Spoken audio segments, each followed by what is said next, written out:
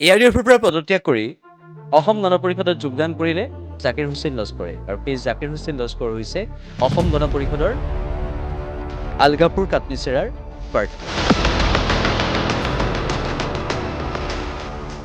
এই জাকিৰ হুছেইন লস্কৰৰ বিৰুদ্ধে প্ৰতিদ্বন্দ্বিতা কৰিছে যুৱ কংগ্ৰেছৰ সভাপতি জুবিৰ আলম মজুমদাৰে।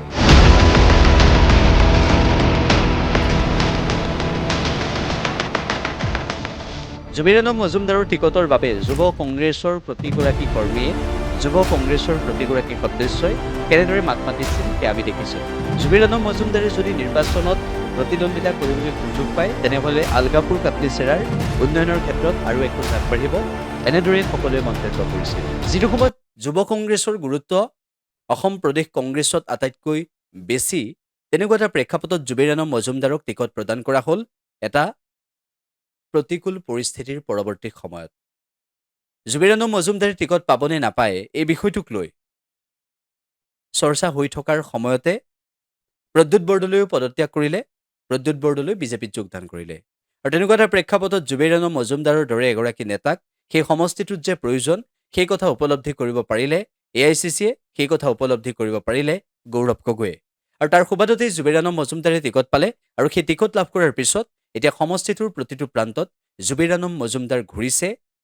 জুবিৰ আলম মজুমদাৰে সেই সমষ্টিটোৰ ৰাইজৰ কাষ চাপিবলৈ সক্ষম হৈছে।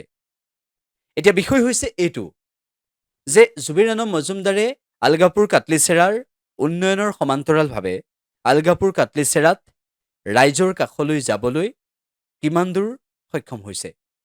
উন্নয়ন কৰিম বুলি কৈছে, উন্নয়নৰ প্ৰতিশ্ৰুতি দিছে, কিন্তু ৰাইজৰ কাষত ৰাইজে কিমান আদৰি লৈছে জুবিৰ আলম মজুমদাৰক। আলগাপুৰ কাটলিচেৰাত জুবিৰ আলম মজুমদাৰ জিকিবনে? কিন্তু প্ৰয়োজন আছে। এগৰাকী যুৱ নেতা, এগৰাকী যুৱ প্ৰজন্মৰ সম্ভাৱনাপূৰ্ণ নেতা সেই সমষ্টিটোত জিকাৰ প্ৰয়োজন আছে।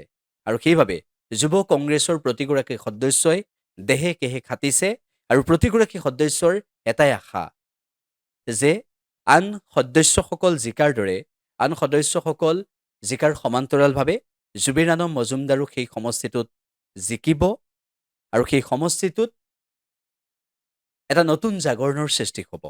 আলগাপুৰ কাটলিচেৰাৰ বৰ্তমানৰ যি উন্নয়ন, বাট পথকে আদি কৰি যাতায়াত ব্যৱস্থাকে আদি কৰি শিক্ষা দীক্ষাৰ ক্ষেত্ৰত বাঢ়িছে আলগাপুৰ কাটলিচেৰা, স্বাস্থ্য খণ্ডত কিমান আগবাঢ়িছে আলগাপুৰ কাটলিচেৰা, এই বিষয়টো সকলোৰে মনত সদায় প্ৰশ্নবোধক হৈ থাকে। সমষ্টিৰ ৰাইজে এই বিষয়ত বিভিন্ন সময়ত বিভিন্ন ধৰণেৰে মন্তব্য পোষণ কৰা আমি দেখিবলৈ পাওঁ। কিন্তু জাকিৰ হুছেইন লস্কৰ আৰু জুবিৰ আলম মজুমদাৰৰ ভিতৰত এই দুগৰাকীৰ ভিতৰত যদি আপোনাৰ দৃষ্টিত কোনগৰাকী যোগ্য সেয়া ক'বলৈ দিয়া হয় তেনেহ'লে আপুনি কাক ক'ব? আমি এই ভিডিঅ'টোৰ জৰিয়তে জুবিৰ আলম মজুমদাৰৰ বৰ্তমানৰ ৰাজনৈতিক এই প্ৰেক্ষাপটৰ সৈতে তেখেত কিমানভাৱে জড়িত আৰু কেনেদৰে সেই ব্যক্তিগৰাকীৰ জুবিৰ আলম মজুমদাৰৰ কিমান প্ৰয়োজন আছে অসমৰ ৰাজনীতিত সেই বিষয়টোত লৈ সেই বিষয়টোৰ সন্দৰ্ভত আমি এটাই কথা ক'ব বিচাৰিম যে যুৱ প্ৰজন্মৰ প্ৰয়োজন আছে আৰু যুৱ প্ৰজন্মই ৰাজনীতিত পদাৰ্পণ কৰিব লাগে। যুৱ প্ৰজন্মই বিধানসভাত আহি সজোৰে বিষয় উত্থাপন কৰিব পাৰিব লাগে। আৰু জুবিৰ আলম মজুমদাৰৰ দৰে যুৱকসকল যদি নিৰ্বাচনত জয়ী হয় তেনেহ'লে এগৰাকী সম্ভাৱনাপূৰ্ণ যুৱ নেতাক সমষ্টিবাসীয়ে পাব। গতিকে সমষ্টিবাসীৰ হাতত এতিয়া কাক জিকোৱা, কাক জিকাব লাগে, কাক জিকাব নালাগে তাৰ চাবিকাঠি। গতিকে সেই চাবিকাঠি কেনেদৰে ব্যৱহাৰ কৰে সমষ্টিবাসীয়ে সেয়া হ'ব লক্ষণীয়। কিন্তু জুবিৰ আলম মজুমদাৰ এগৰাকী যে সম্ভাৱনাপূৰ্ণ নেতা সেই কথা ইতিমধ্যে প্ৰমাণ হৈছে।